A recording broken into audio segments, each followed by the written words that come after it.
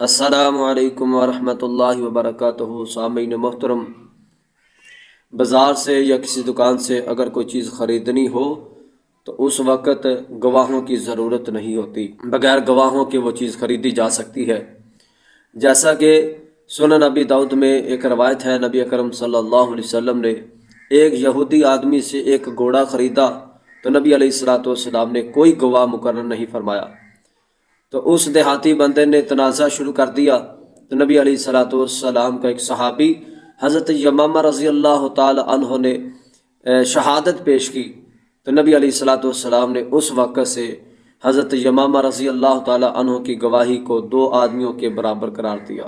میرے بھائی، اگر قیمتی چیز خریدنی ہو یا کسی سے ادھار رقم لینی ہو، مثال کے طور پر پلاٹ خریدنا ہے یا مکان خریدنا ہے یا کسی سے ادھار رقم لینی ہے، اس وقت لکھت پڑھت کرنا اور گواہ مقرر کرنا یہ انتہائی ضروری ہے، جیسا کہ اللہ رب العزت نے سورۃ البقرہ کے آخری رکوع میں اس کا تذکرہ فرمایا۔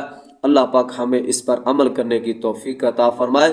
اللہ رب العزت ہمیں کتاب و سنت کے مطابق تجارت کرنے کی، حلال کمائی کرنے کی اللہ پاک توفیق عطا فرمائے۔ وما علیہ الا البلاغ المبین۔